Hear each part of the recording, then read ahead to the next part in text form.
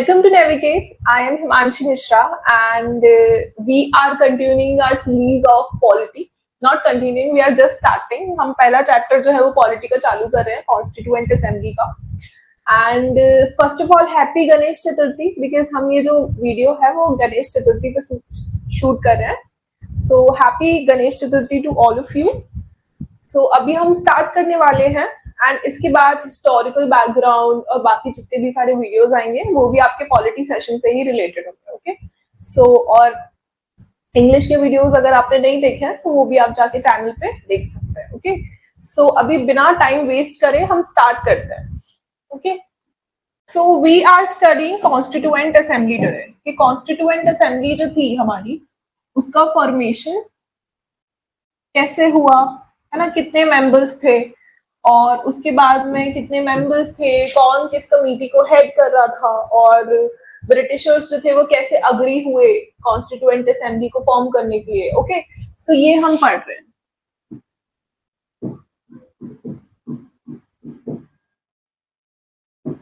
Constituent assembly.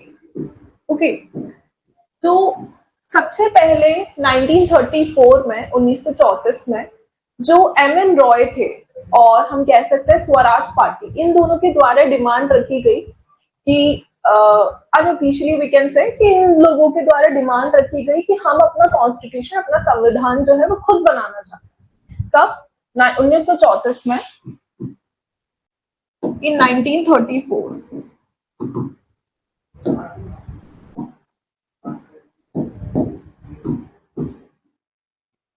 1934 में demand जो थी वो किसके द्वारा रखी गई? एमएन रॉय के द्वारा और स्वराज पार्टी के द्वारा. ओके, क्या कि हम अपना संविधान जो है वो खुद बनाना चाहते हैं और उसके लिए हमें अपनी खुद की कॉन्स्टिट्यूएंट असेंबली फॉर्म करने का आप मौका दो इलेक्शन के थ्रू. ओके, ये डिमांड जो थी इन दोनों के द्वारा रखी गई 1934 में. उसके बाद में 1935 में जवाहरलाल नेहरू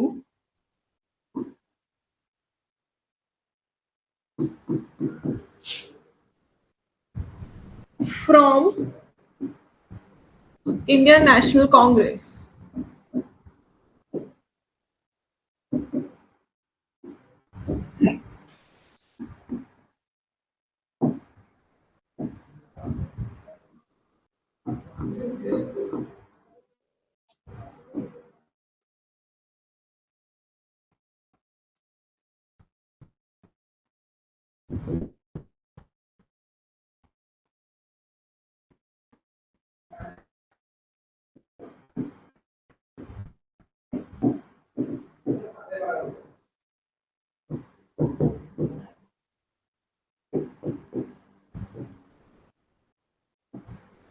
yes. उसके बाद में क्या हुआ?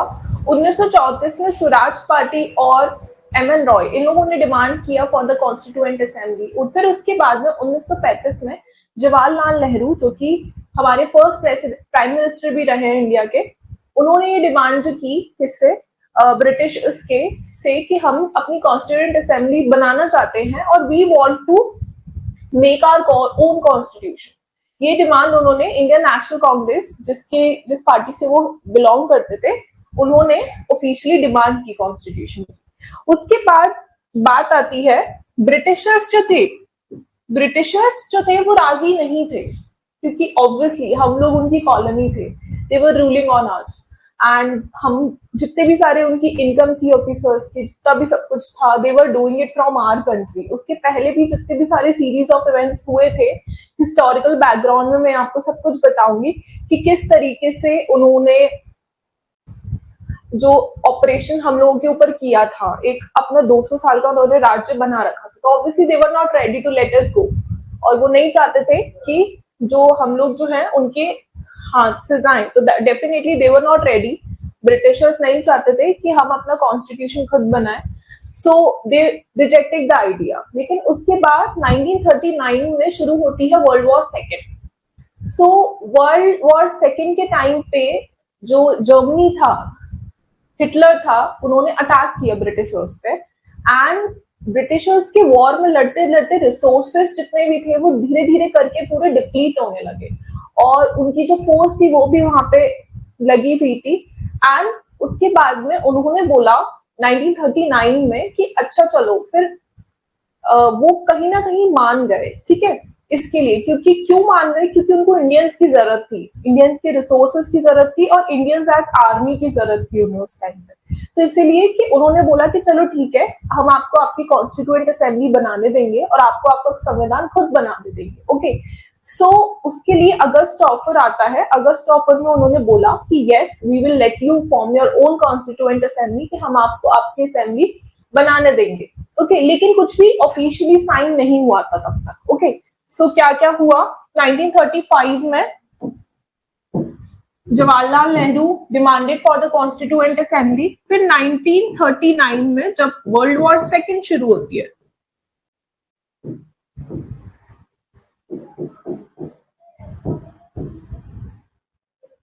वर्ल्ड वॉर सेकेंड शुरू होती है, एंड दे नीडेड इंडियंस, जो ब्रिटिशर्स थे उनको इंडियंस की जरूरत थी, तो इसीलिए they accepted for this demand, कि वो मान गए। तो फिर उसके बाद में 1940 में आता है अगस्त ऑफर। ओके,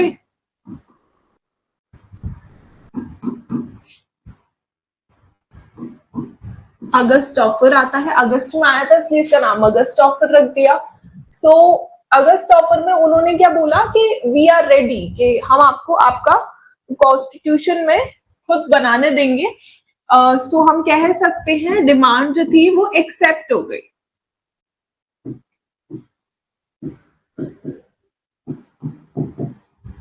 ब्रिटिशर्स जो थे उन्होंने स्वीकार लिया कि okay we will let you make your own constitution, your own constituent assembly, ठीक है। फिर उसके बाद में लेकिन कुछ भी ऑफिशियल नहीं था, ठीक है, कुछ भी ऑफिशियल नहीं था। फिर उसके बाद में आता है 1942, हम कह सकते हैं 1942 में आता है क्रिप्स मिशन, ठीक है। क्या आता है? Cripps mission. क्रिप्स मिशन इसका नाम क्यों था? क्योंकि सर स्टेफर्ड क्रिप्स जो थे इसको लेकर आए थे।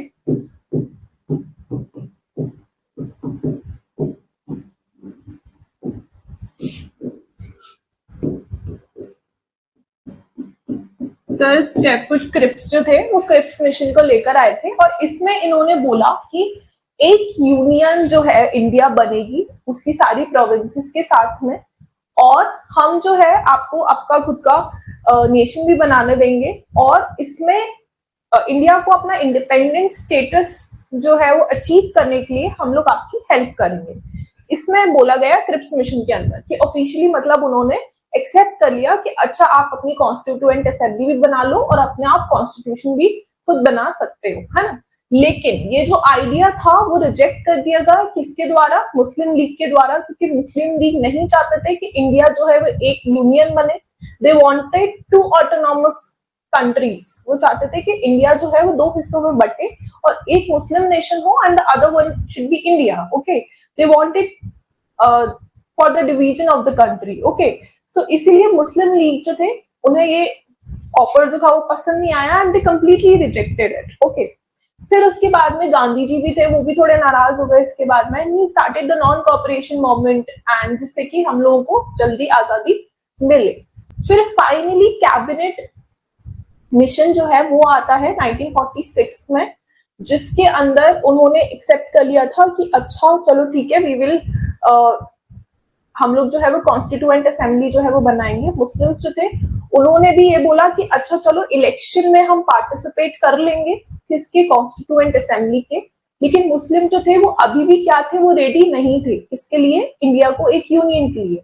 लेकिन उन्होंने असेंबली के इलेक्शन में पार्टिसिपेट करने के लिए क्यों राजी हुए? क्योंकि उन्हें लगा शायद कि अगर नंबर ऑफ सीट्स हमारी ज्यादा आ जाती हैं तो हम लोग मेजोरिटी में होंगे, फिर we will be able to have our own nation और हम रूल कर पाएंगे, ठीक है। Not rule, rule is not the correct word, and we will be in the power, you can say. Okay, so इसीलिए मुस्लिम्स जो थे वो मान रहे थे किसके लिए? कि कैबिनेट मिशन, वो सॉरी जो आपकी कॉन्स्टिट्यूएंट असेंबली के इलेक्शन होने वाले थे उसमें पार्टिसिपेट करने के लिए, ओके, वो मान गए थे, ठीक है। लेकिन प्रिंसली स्टेट्स जो थी, 73 प्रिंसली स्टेट्स की सीट्स थी, प्रिंसली स्टेट्स जो थे वो चुनाव में पार्टिसिपेट करने के लिए रेडी नहीं थे, लेकिन बाद में वो भी राजी हो गए थे, ओके। सो यहां तक अभी हम देखते हैं कि 1942 में क्या आया, क्रिप्स मिशन आया, सर स्टेफर्ड क्रिप्स इसको लेकर आए थे, और ये वाला जो मिशन था मुस्लिम लीग ने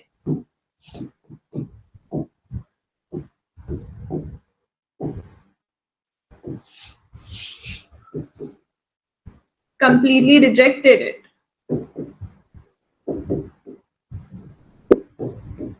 ठीक है, फिर उसके बाद में फाइनली 1946 में आता है कैबिनेट मिशन प्लान।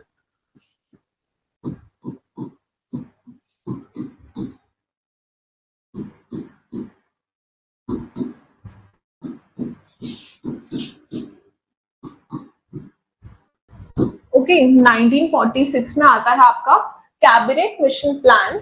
इसमें क्या है होता है कैबिनेट मिशन प्लान के अंदर, डोमिनियन स्टेटस जो था वो किसको मिल गया, इंडिया को मिल गया, है ना।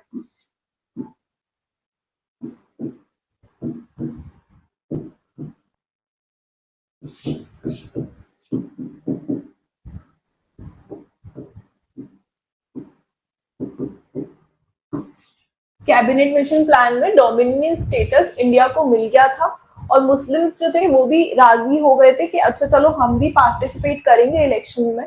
ब्रिटिशर्स जो कि इतने ज्यादा अगेंस्ट थे किस चीज के कि आपका खुद का कॉन्स्टिट्यूएंट असेंबली के फॉर्मेशन के, वो क्यों राजी हो गए, क्योंकि प्लस एक पॉइंट था वर्ल्ड वॉर सेकेंड का कि दो वो जीत तो गए थे वर्ल्ड वॉर सेकेंड, लेकिन उनके खुद के जो रिसोर्सेस थे जो इतने सारे खत्म हो चुके थे, उसके बाद में उनका खुद का नेशन इतना डिसरप्टेड कंडीशन में था, तो उस समय वो रेडी नहीं थे अपनी colony, India as a colony को गवर्न करने के लिए, ठीक है। तो इसलिए दे गेव अस परमिशन कि okay you can have your own dominion status.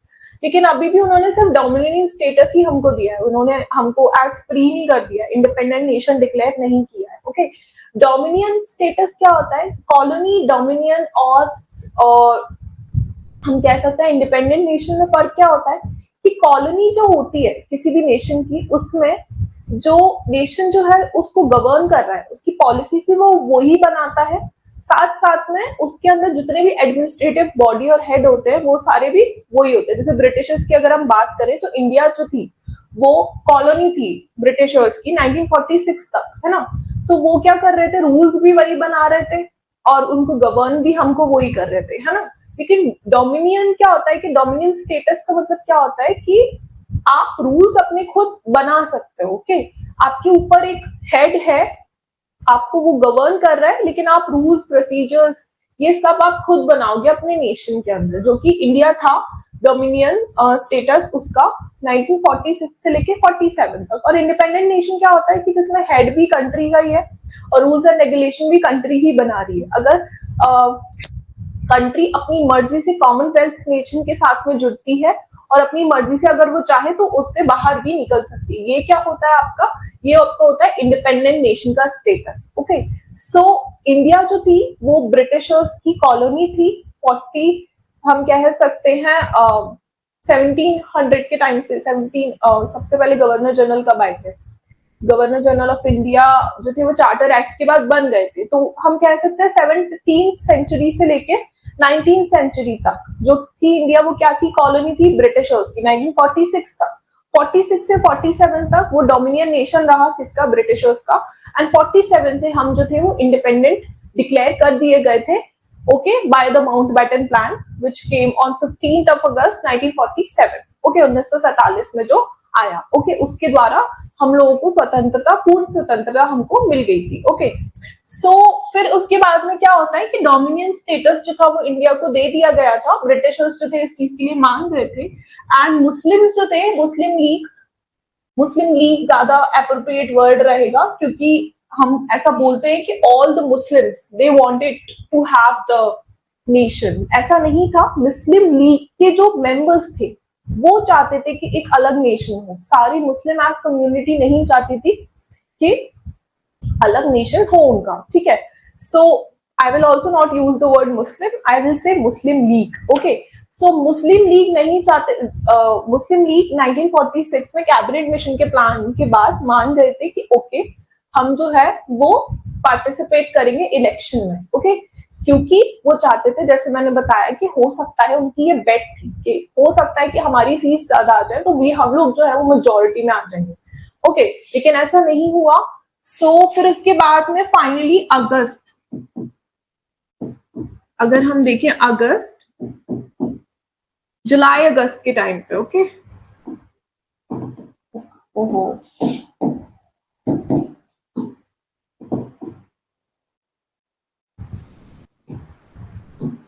हाँ, जुलाई अगस्त के टाइम पे इलेक्शन जो है वो होता है किसका, कॉन्स्टिट्यूएंट असेंबली का।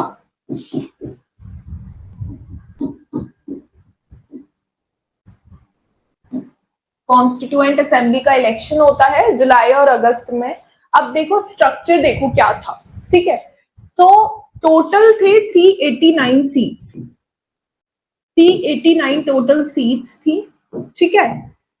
ये 389 सीट्स पे आपके हर 10 लाख पॉपुलेशन पे से एक मेंबर जो है वो रिप्रेजेंटेटिव होगा। ऐसा क्यों था, क्योंकि उस समय की पॉपुलेशन जो थी वो 389 करोड़ की थी। तो पॉपुलेशन में हम शुरू से ही आगे रहे हैं, तो 389 करोड़ हम कह सकते हैं was the population, 389 crore was the population of our country. So उस टाइम पे हर किस में से, हर 10 लाख लोगों में से एक रिप्रेजेंटेटिव जो है वो आपका होगा, ऐसा उन्होंने बोला था, ठीक है। 10 लाख में से एक रिप्रेजेंटेटिव, इसीलिए 389 सीट्स थी, जिसमें से कि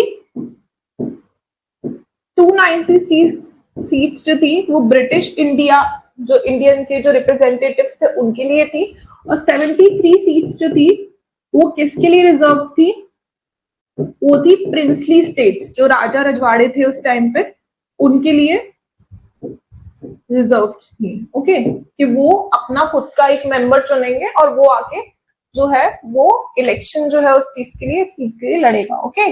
296 में से 292 सीट्स जो थी वो कहां पे होंगी, 11 गवर्नर प्रोविंसेस जो है उसमें से लोग आएंगे,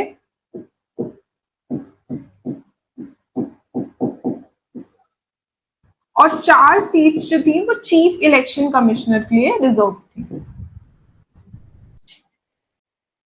okay. 4 seats were reserve for the chief commissioner, election commissioner बोल रही हूँ, chief commissioner, okay, chief commissioner के थी, ओके। तो ये जो था वो क्या स्ट्रक्चर था हमारा कि 389 सीट्स टोटल थी, उसमें से कि हर 10 लाख पॉपुलेशन में से एक रिप्रेजेंटेटिव जो है वो आएगा, ओके।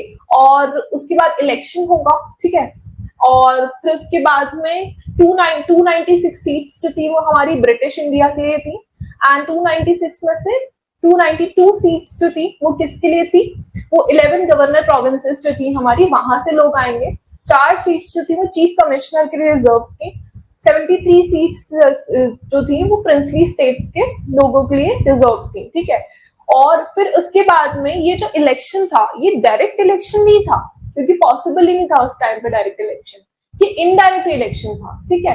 इनडायरेक्ट इलेक्शन कैसे था कि जिन लोगों के पास में टैक्स प्रॉपर्टी ज्यादा है, जो लोग टैक्स पे कर रहे हैं, टैक्स पेयर्स हैं, जिनके पास प्रॉपर्टी ज्यादा है, जो लोग एजुकेटेड है ना, ऑब्वियसली इतनी अवेयरनेस उस टाइम पे इलेक्शन के लिए होना was also a big task, है ना।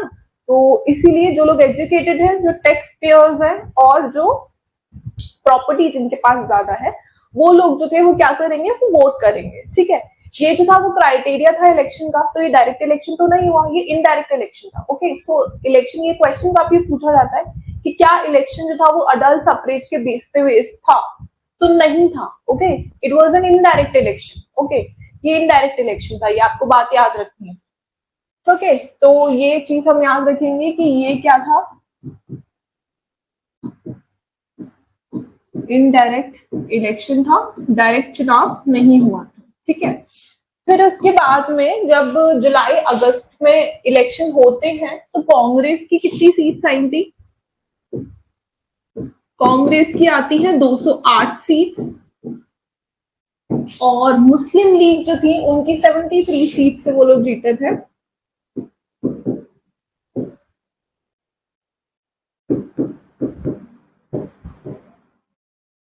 ओके एंड 15 सीट्स जो थी वो अदर कम्युनिटी जो थी, सिख्स, एंग्लो इंडियंस, है ना, इन लोगों ने भी तो पार्टिसिपेट किया था इलेक्शन में, तो ये उनके लिए थी, वो लोग जीते थे 15 सीट्स। और इनिशियली जो प्रिंसली स्टेट्स थी उन्होंने पार्टिसिपेट नहीं किया था, लेकिन 27 अगस्त 1946 1946 को प्रिंसली स्टेट जो थे वो भी आ गए थे यहाँ, ठीक है।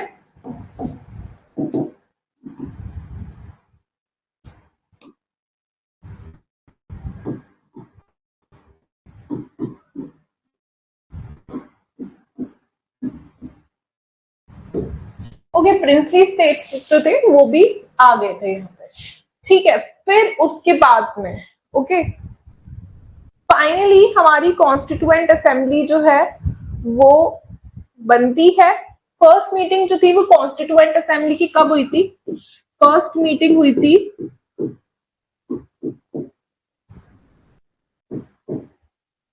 फर्स्ट मीटिंग होती है हमारी 9 दिसंबर 1946 में, जिसके प्रेसिडेंट थे वाइस प्रेसिडेंट, हाँ, जिसके प्रेसिडेंट थे डॉक्टर सच्चिदानंद सिन्हा।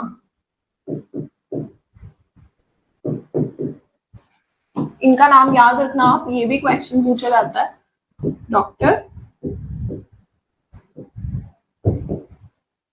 सच्चिदानंद सिन्हा। ओके, ये जो थे वो क्या थे? वो इंटरिम प्रेसिडेंट थे, मतलब क्या, टेम्पररीली इनको प्रेसिडेंट बनाया था, ठीक है। ये कौन थे? ये इंटरिम प्रेसिडेंट थे।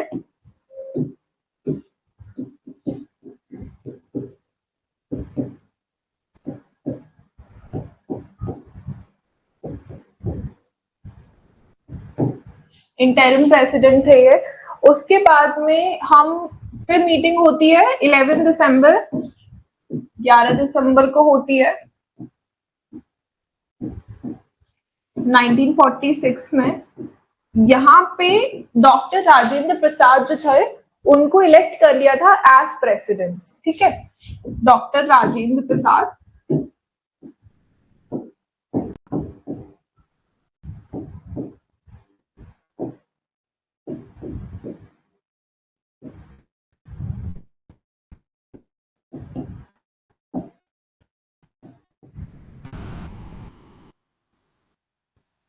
ठीक है, ये होता है, ठीक है। उसके बाद में, ये होने के बाद में पूरे कितना समय लगा हमें पूरा अपना कॉन्स्टिट्यूशन बनाने के लिए? तो ये भी आपको याद रखना है कि पूरा संविधान बनाने के लिए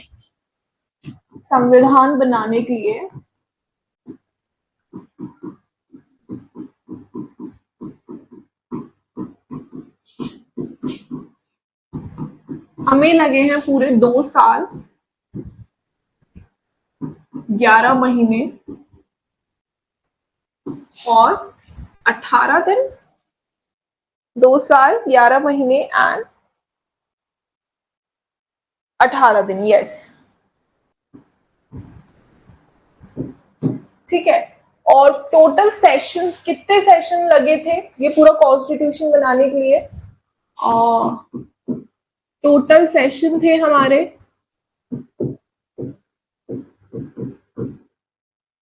11, ठीक है। उसके बाद में जो लास्ट दिन उन्होंने साइन किया था वो वाला सेशन भी अगर हम काउंट करें तो टोटल सेशन से हमारे 12। ओके ओके उसके बाद में हम देखते हैं कि 26 नवंबर 26 नवंबर 49 से हमने क्या किया था, हमारा कॉन्स्टिट्यूशन जो था वो एनैक्ट हो गया था और कुछ प्रोविजंस जो थे कॉन्स्टिट्यूशन के वो उसी समय लागू भी हो गए थे। ओके, लेकिन इसीलिए जो हमारा प्री एम्बल है उसमें क्या बोलते हैं हम, we the people of India do here by enact on this 26 November 1949 to hereby adopt an act and give to ourselves this constitution। okay, ऐसा बोला जाता है इसमें।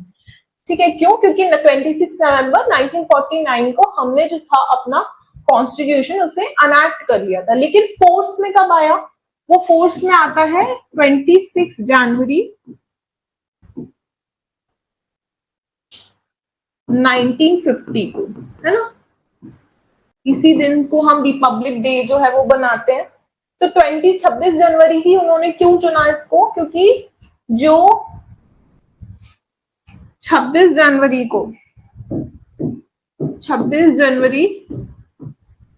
1930 को जो इंडियन नेशनल कांग्रेस जो थी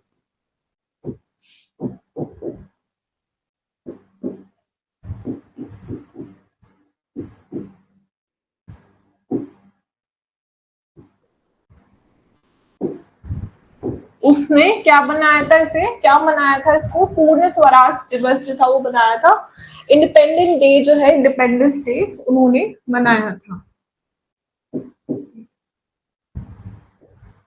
तो इसीलिए फिर उन्होंने 26 जनवरी 1950 को पूरा कॉन्स्टिट्यूशन जो था वो उसे फोर्स में लेकर आए, है ना? फिर 24 जनवरी 1950 की बात अगर हम करें,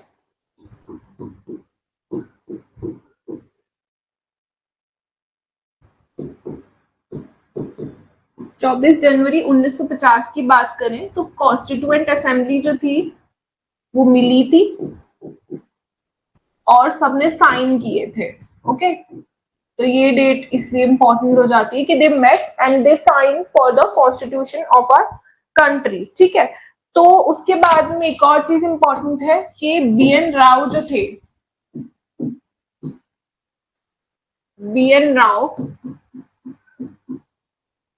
ये कौन थे? ये कॉन्स्टिट्यूशनल एडवाइजर थे।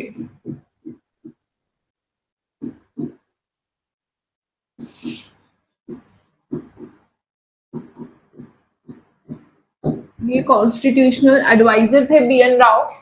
और फिर उसके बाद में अगर हम बात करते हैं किसकी, कितनी महिला जो थी वो कॉन्स्टिट्यूएंट असेंबली में थी, तो 15 महिलाएं थी।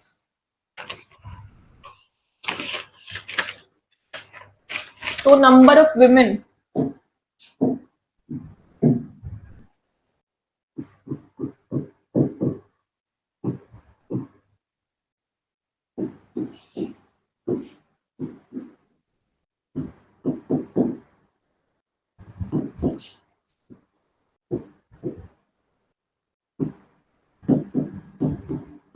पंद्रह थी। कौन कौन थी ये 15? तो इनके नाम देख लेते हैं हम। विजय लक्ष्मी पंडित,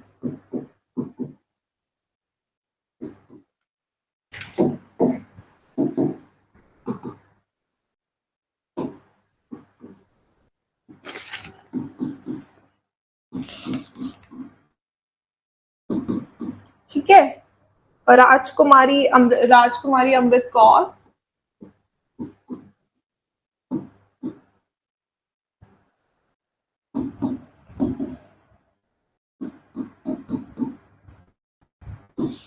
उसके बाद थी पूर्णिमा बैनर्जी,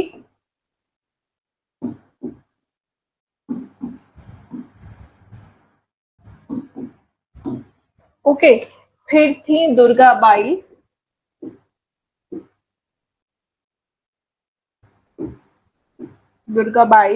उसके बाद थी कमला चौधरी,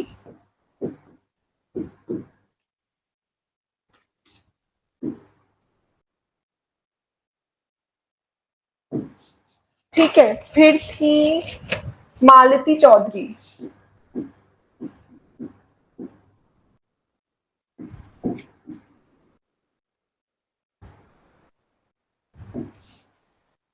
फिर थी सरोजनी नायडू,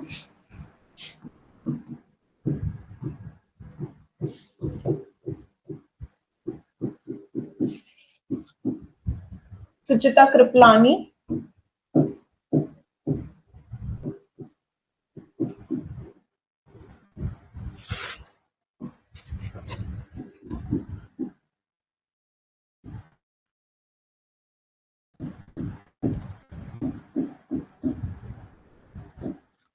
है ना, एंड देन लीला रॉय,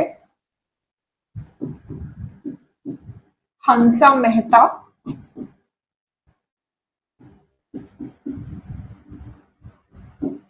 रेणुका रॉय, रेणुका रे,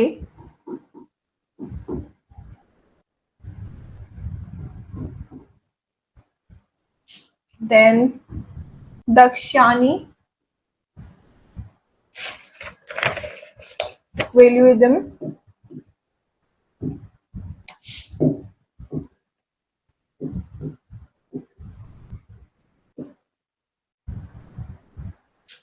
फिर थी एनी मैस्क्रिनी,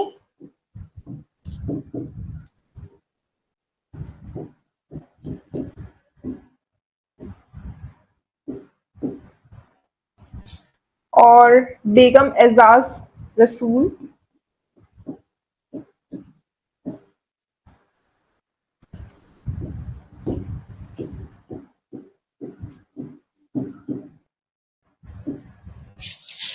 एंड लास्ट थी अम्मू स्वामीनाथन।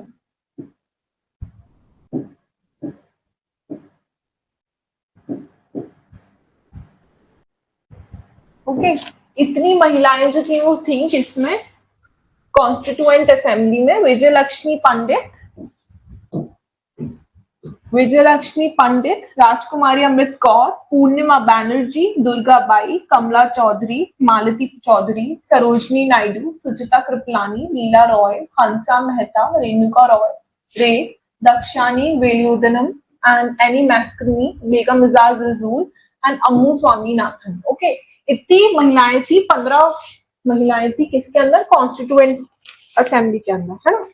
फिर उसके बाद में हमारी इंटरिम गवर्नमेंट जो थी, इंटरिम गवर्नमेंट बनती है कब, सितंबर 1946 को, 1946 को बनती है ना। एंड 26 अक्टूबर 1946 को फाइनली जो थे 5 मेंबर जो थे मुस्लिम लीग के, उन्होंने भी इंटरिम गवर्नमेंट को ज्वाइन किया था। ठीक है, तो कब बनती है इंटरिम गवर्नमेंट, बनती है हमारी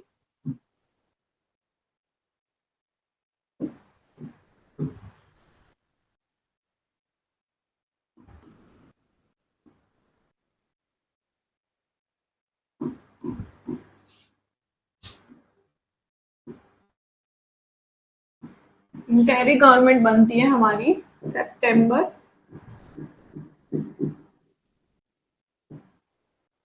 1946 को, है ना।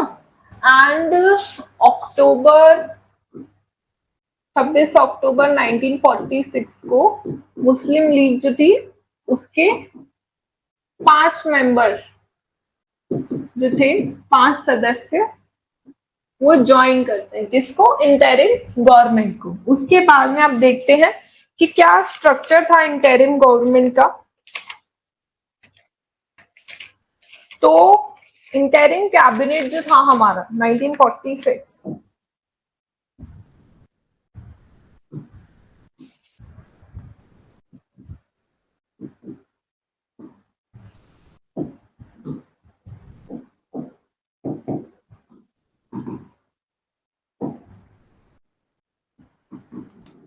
इंटरिम कैबिनेट जो था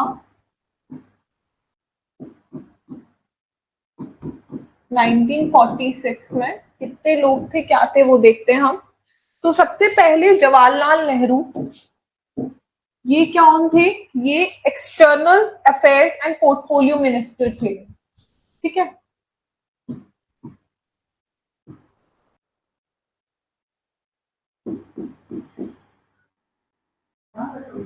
ठीक है, ये कौन थे, ये external affairs and portfolio minister थे। ओके, फिर इसके बाद में आते हैं सरदार वल्लभ भाई पटेल।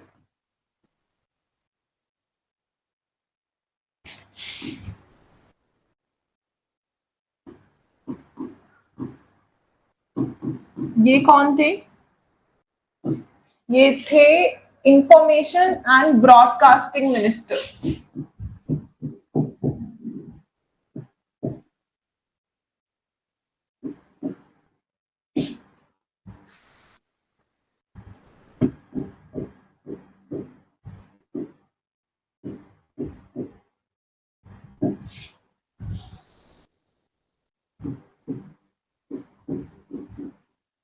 ओके, फिर है फूड एंड एग्रीकल्चर मिनिस्टर थे डॉक्टर राजेंद्र प्रसाद।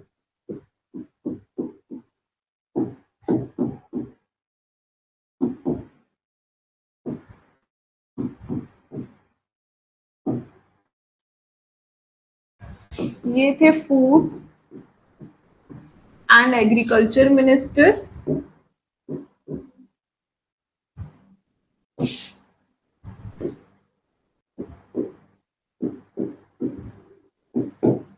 ठीक है, फिर उसके बाद में डॉक्टर जॉन मथाई।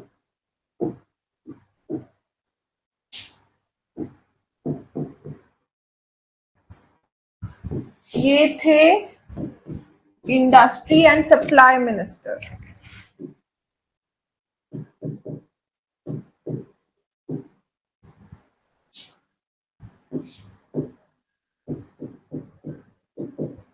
ओके, फिर उसके बाद में जगजीवन राम।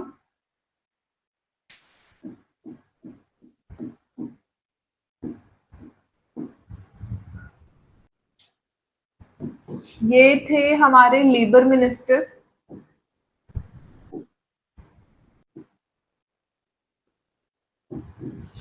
फिर आते हैं सरदार बलदेव सिंह।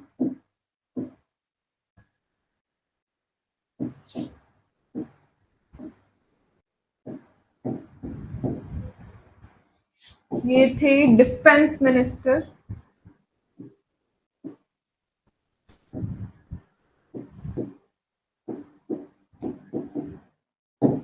ओके, फिर उसके बाद में आते हैं CH Bhabha.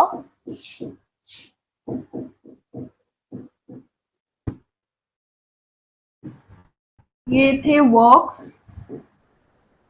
Mines and power minister.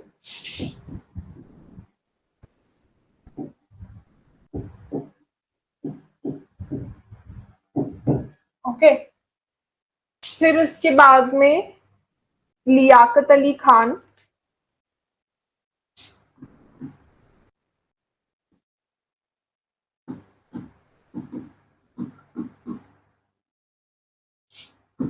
ये थे हमारी फाइनेंस मिनिस्टर।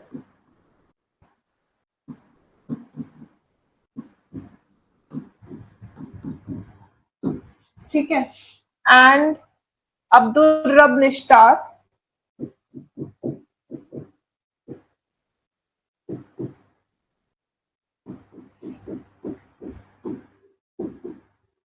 ये थे हमारे पोस्ट एंड एयर मिनिस्टर।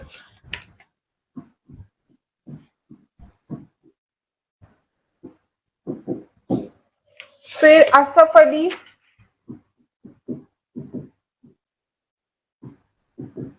ये थे हमारे रेलवे एंड ट्रांसपोर्ट मिनिस्टर।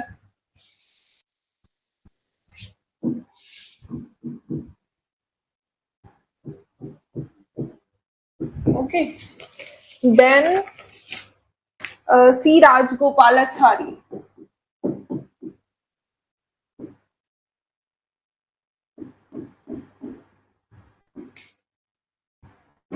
ये थे एजुकेशन एंड आर्ट्स मिनिस्टर।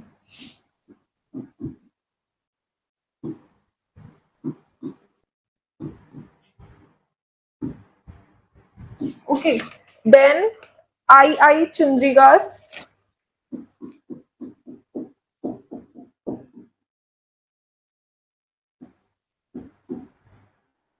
ये थे हमारे हेल्थ कॉमर्स मिनिस्टर।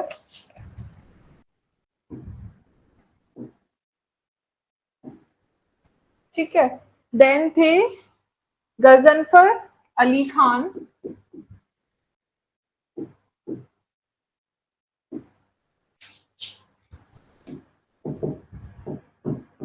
ये थे हेल्थ मिनिस्टर। ठीक है, एंड जोगेंद्र नाथ मंडल।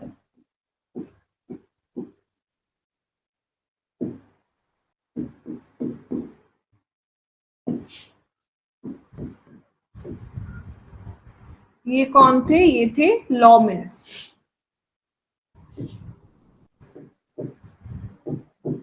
ठीक है, तो एक बार देख लेते हैं। जवाहरलाल नेहरू जो थे हमारे external affairs and portfolio minister थे। वल्लभ भाई पटेल जो थे हमारे इंफॉर्मेशन एंड ब्रॉडकास्टिंग मिनिस्टर थे। राजेंद्र प्रसाद जो थे वो फूड एंड एग्रीकल्चर मिनिस्टर थे। डॉक्टर जॉन मथाई जो थे वो इंडस्ट्रीज एंड सप्लाई मिनिस्टर थे। जगजीवन राम लेबर मिनिस्टर थे। सरदार बलदेव सिंह जो थे वो डिफेंस मिनिस्टर थे। C H Bhabha works mines and power minister थे।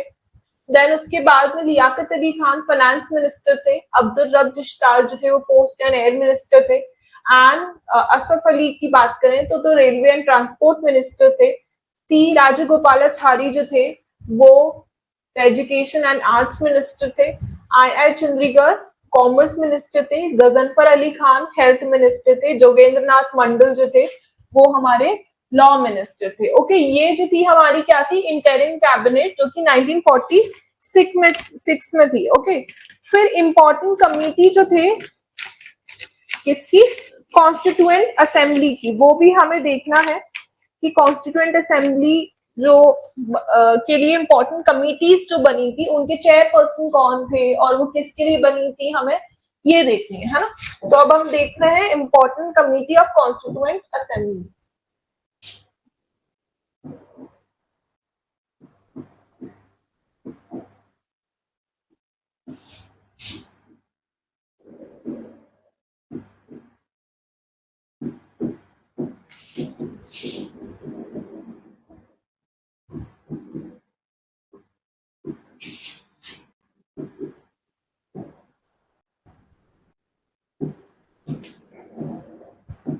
ओके, तो सबसे पहले यूनियन कॉन्स्टिट्यूशन कमेटी जो थी वो बनी थी।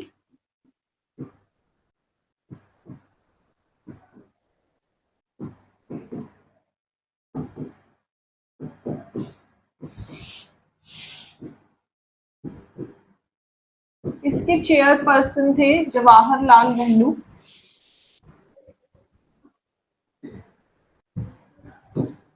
देन फिर हम बात करें, दूसरी कमेटी थी common rule commerce on rules and procedure, है ना। रूल्स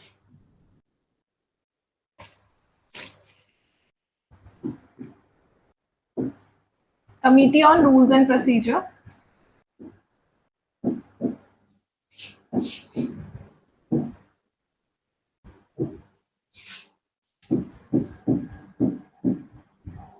इसके चेयरपर्सन थे डॉक्टर राजेंद्र प्रसाद।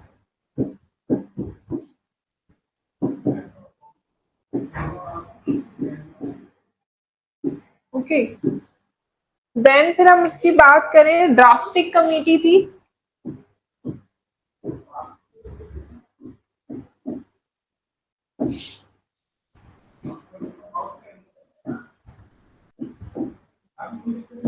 ड्राफ्टिंग कमेटी के चेयरपर्सन थे doctor Bhimrao Ambedkar.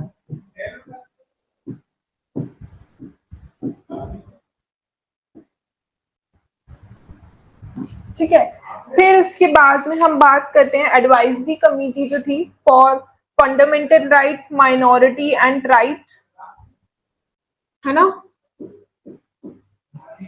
Advisory committee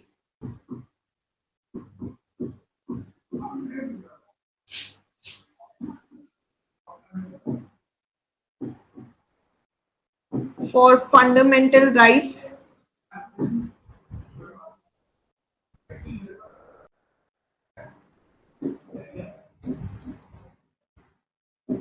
और फंडामेंटल राइट्स के बाद में minorities and tribes, excluded reason,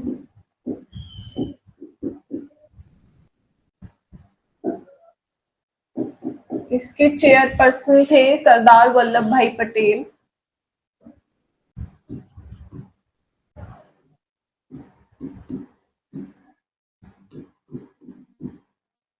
okay, फिर उसके बाद में हमारी थी फंडामेंटल राइट्स की सब कमिटी।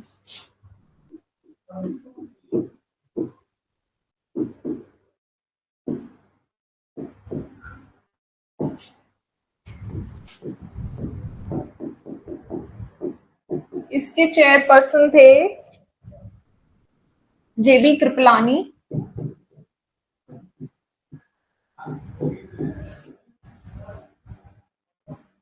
ओके, फिर उसके बाद में माइनॉरिटी सब कमिटी थी।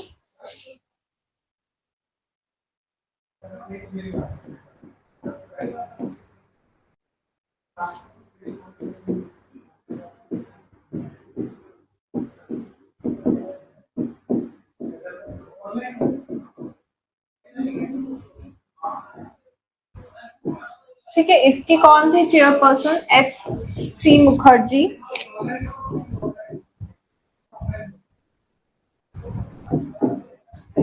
ठीक है, फिर इसके बाद में प्रोविंशियल कॉन्स्टिट्यूशन कमेटी थी।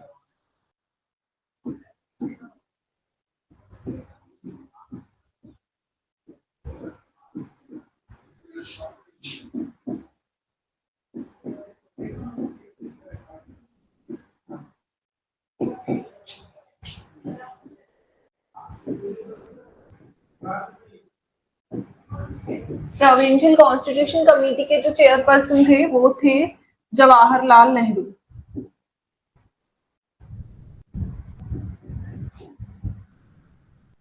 ओके, सो ये सब थी हमारी इंपॉर्टेंट कमिटीज और इसके कॉन्स्टिट्यूएंट असेंबली के लिए। तो सबसे पहले थी यूनियन कॉन्स्टिट्यूशन कमेटी। इसके चेयरपर्सन थे जवाहरलाल नेहरू एंड कमेटी थी रूल्स ऑफ प्रोसीजर की, डॉक्टर राजेंद्र प्रसाद थे इसके चेयरपर्सन। ड्राफ्टिंग कमेटी थी किसके लिए? कॉन्स्टिट्यूशन के लिए। उसके चेयरपर्सन थे डॉक्टर बी.आर. अम्बेडकर। आपने एक चीज नोटिस की होगी कि आप यहाँ पे इंटरिम कैबिनेट जो था हमारा, उसमें आप डॉक्टर बी.आर. अम्बेडकर जो थे उनको कहीं भी नहीं देखोगे आप, है ना, क्योंकि इनिशियली वो इंक्लूड थे ही नहीं। Okay, so Congress and B R. Ambedkar जो थे इनकी ज्यादा आपस में बनती नहीं थी, है ना। And B R. अम्बेडकर और गांधी जी के भी काफी क्लैशेस जो थे, ओपिनियंस, मिसमैच ऑफ ओपिनियंस होते रहते थे, है ना। लेकिन इसीलिए यही एक रीजन था कि पूना पैक्ट जब हमारा साइन हुआ था तो उसमें आपने देखा था कि इनिशियली जो ब्रिटिशर्स जो थे उन्होंने charter act of 1833 if I am not wrong, I am not really sure, तो उन्होंने जो थे वो जो थे वो डिप्राइव्ड क्लासेस को भी क्या देना चाहते थे? रिजर्वेशन देना चाहते थे। ठीक है, किसके अंदर? प्रोविंशियल लेजिस्लेटिव असेंबलीज जो बन रही थी उसके अंदर वो देना चाहते थे। ठीक है, लेकिन जो गांधी जी थे वो इसके एकदम अगेंस्ट थे, क्योंकि वो नहीं चाहते थे कि हिंदू एज कम्युनिटी जो है वो डिवाइड हो फर्दर, है ना। तो इसीलिए वो यरवदाई जेल में वो फास्ट उन्होंने किया, ठीक है, अप टू डेथ। ठीक है, फिर उसके बाद बी.आर. अम्बेडकर जो थे वो माने फाइनली कि ठीक है कि हम आपको it's okay, like you know, Poona pact जो है वो साइन होता है जिसमें हिंदू को एक ही कम्युनिटी बोला गया है जिसके अंदर डिप्राइव्ड क्लासेस भी आती हैं। ओके, तो इस वजह से इनके थोड़े से कॉन्फ्लिक्ट ऑफ ओपिनियंस होते हैं, तो इसीलिए आप कॉन्स्टिट्यूएंट असेंबली की जो हमारी कॉन्स्टिट्यूएंट असेंबली कहते हैं, इंटरिम कैबिनेट जो था वो हमारा बना, उसमें आप बी.आर. अम्बेडकर को कहीं भी नहीं देखोगे। ओके, सो फिर लेकिन फिर उसके बाद जब ड्राफ्टिंग कमेटी की बात आई, कॉन्स्टिट्यूशन संविधान के बनने की बात आई, तो गांधी जी ही बोले थे कि why Ambedkar is not in the committee, कि अम्बेडकर यहाँ पे क्यों नहीं। ओके, तो उन्होंने एक लाइन बोली थी कि हमें जो अम्बेडकर को इसकी जरूरत भले ही ना हो, लेकिन देश को अम्बेडकर की जरूरत है, कॉन्स्टिट्यूशन को, संविधान को अम्बेडकर की जरूरत है। So that's why finally doctor B R. Ambedkar ही was included in the constituent assembly, है ना। तो उनको देखते हैं। फिर उसके बाद में ड्राफ्टिंग कमेटी जो बनी थी जिसके चेयरपर्सन कौन थे, डॉक्टर बी आर अम्बेडकर थे।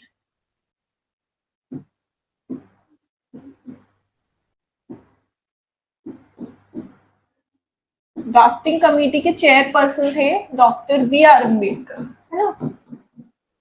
इसमें 6 लोग और थे इनकी कमेटी में, मतलब इनको मिलाकर 7 मेंबर्स थे टोटल ड्राफ्टिंग कमेटी में। वो लोग कौन कौन थे, वो थे आलादी कृष्ण स्वामी अय्यर,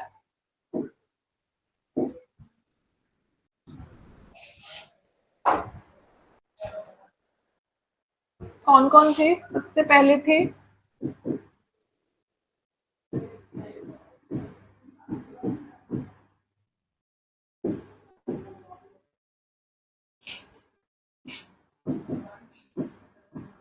ये थे। उसके बाद हम देखें, उसके बाद कौन था, एन गोपाल स्वामी थे।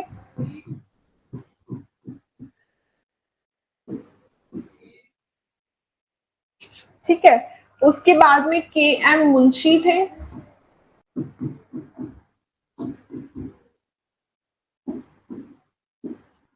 देन थे मोहम्मद सदुल्ला खान।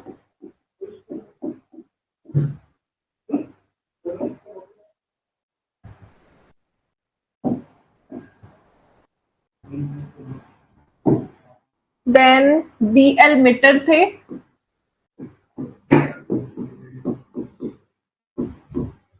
एंड लास्ट थे D P खाइता।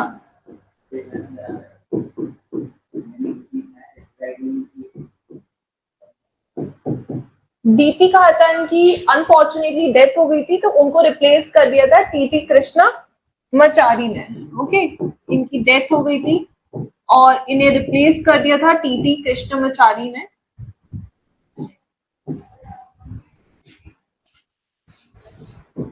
And B L metre जो थे, इन्हें रिप्लेस कर दिया था एन माधव राव ने।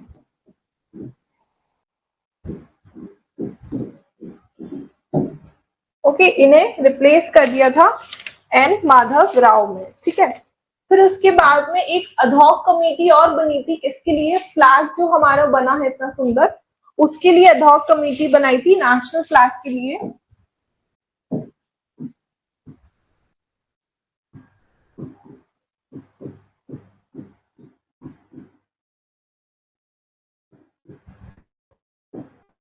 किसके लिए बनी थी ये, नेशनल फ्लैग के लिए।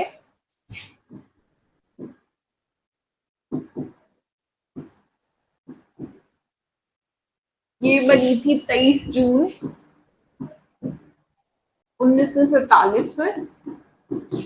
इसके जो चेयरपर्सन थे वो थे डॉक्टर राजेंद्र प्रसाद।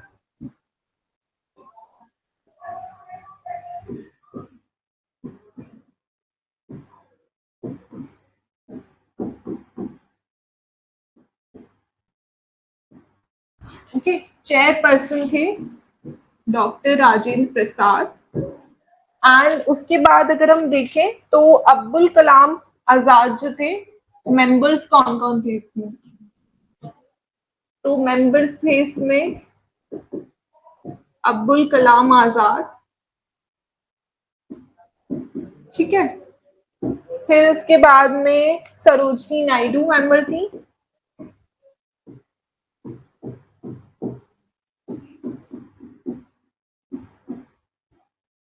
देन सी गोराजा गोपालाचारी थे।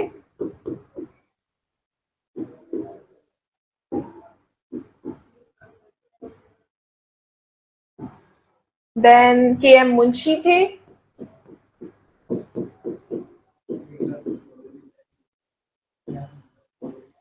और बी आर अम्बेडकर।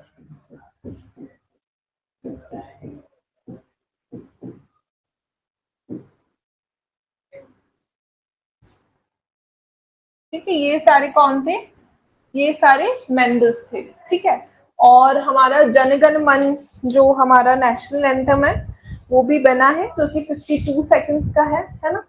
एंड किसने बनाया है वो, तो बताना मुझे किसने बताया है। रविंद्रनाथ टैगोर ने वो गाना बनाया है। Okay, national anthem of our country. तो ये थी हमारी पूरी कॉन्स्टिट्यूएंट असेंबली। एक बार हम रिवीजन कर लेते हैं कि सबसे पहले 1934 को एमएन रॉय जो थे उन्होंने डिमांड की थी कॉन्स्टिट्यूएंट असेंबली की कि जिससे कि हम अपना संविधान खुद बना पाए। 1934 में स्वराज पार्टी जो थी उन्होंने भी डिमांड की थी कॉन्स्टिट्यूएंट असेंबली की। फिर ऑफिशियली 1935 में जवाहरलाल नेहरू जो थे उन्होंने इंडियन नेशनल कांग्रेस जिस पार्टी से वो बिलोंग करते थे वहां से उन्होंने डिमांड की कॉन्स्टिट्यूएंट असेंबली की अपना संविधान खुद बनाने के लिए। फिर ब्रिटिशर्स जो थे वो राजी नहीं थे, क्यों? क्योंकि वो नहीं चाहते थे कि इंडिया हम उनके हाथ से जाए, कॉलोनी उनके हाथ से जाए। तो लेकिन 1939 में वर्ल्ड वॉर सेकंड शुरू हो जाती है। फिर ब्रिटिशर्स जो थे वो एक तरीके से मजबूर थे, क्यों? क्योंकि उनको हमारी जरूरत थी, इंडियन आर्मी की जरूरत थी, ब्रिटिश इंडियन आर्मी उस टाइम पे जो थी, हमारे लोगों की जरूरत थी, हमारे रिसोर्सेस की जरूरत थी। तो वो तैयार हो गए कि ठीक है हम आपको आपकी कॉन्स्टिट्यूएंट असेंबली जो है वो बनाने देंगे। तो इसी के उपलक्ष्य में आता है अगस्त ऑफर आता है 1940 में आता है, लेकिन ये कोई ऑफिशियल नोटिफिकेशन नहीं था हमारी कॉन्स्टिट्यूएंट असेंबली के लिए, it was an unofficial notice. फिर लेकिन फाइनली 1942 में क्रिप्स मिशन आता है जो कि सर स्टेफर्ड क्रिप्स लेकर आते हैं। तो उन्होंने बोला था कि एक यूनियन जो है वो इंडिया बनेगी अपनी सारी प्रोविंसेस के साथ में, लेकिन मुस्लिम लीग जो थी वो इसके लिए तैयार नहीं थी, तो उन्होंने कंप्लीटली इस चीज के बारे में रिजेक्ट कर दिया था।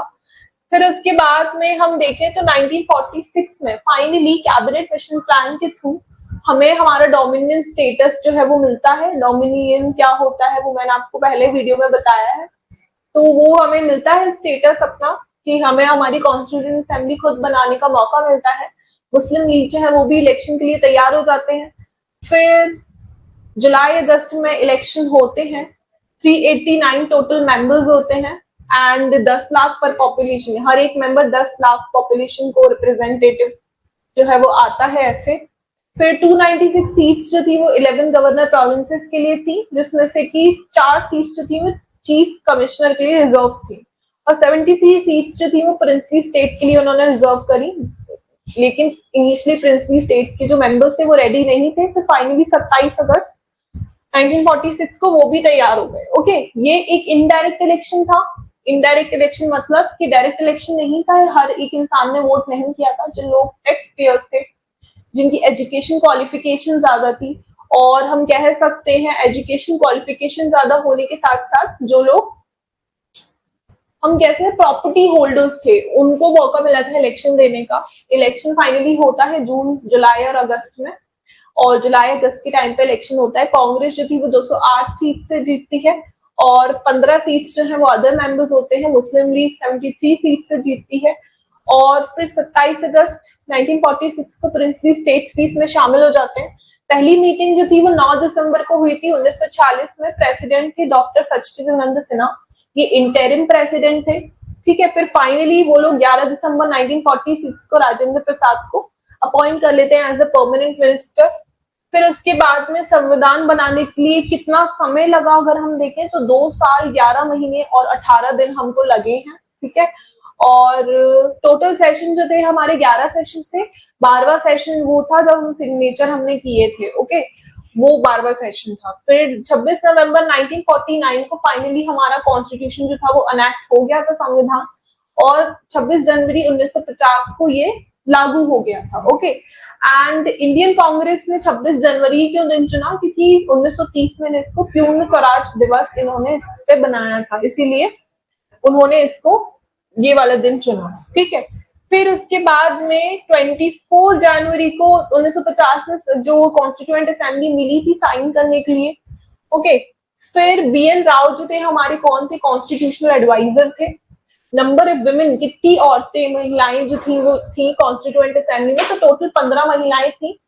Vijayalakshmi Pandit, Rajkumari Amrit Kaur, Purnima Banerjee and Durga Bai, Kamla Chaudhary, Malati Chaudhary, Sarojini Naidu, Sucheta Kripalani, Leela Roy, Hansa Mehta, Renuka Ray, Dakshayani Velayudhan and Annie Mascarene, Begum Aizaz Rasul and Ammu Swaminathan. ये 15 महिलाएं थी इसके अंदर। फिर हम देखें तो इंटरिम गवर्नमेंट जो है वो फाइनली बनती है सितंबर 1940 में, और 26 अक्टूबर 1940 में मुस्लिम लीग के 5 मेंबर जो थे वो भी इंटरिम गवर्नमेंट के अंदर उन्होंने ज्वाइन किया था। जवाहरलाल नेहरू जो थे वो external affairs and portfolio minister थे। सरदार वल्लभ भाई पटेल जो थे वो इंफॉर्मेशन एंड ब्रॉडकास्टिंग मिनिस्टर थे। डॉक्टर राजेंद्र प्रसाद जो थे वो फूड एंड एग्रीकल्चर मिनिस्टर थे। जॉन मथाई जो थे वो इंडस्ट्रीज एंड सप्लाई मिनिस्टर थे। जगजीवन राम जो थे वो हमारे लेबर मिनिस्टर थे। सरदार बलदेव सिंह जो थे वो डिफेंस मिनिस्टर थे। सीएच भाभा जो थे वो works mine and power minister थे। उसके बाद में लियाकत अली खान जो थे वो हमारे फाइनेंस मिनिस्टर थे। अब्दुल रब Nishtar ports and air minister थे। असफ अली जो थे वो हमारे रेलवे एंड ट्रांसपोर्ट मिनिस्टर थे।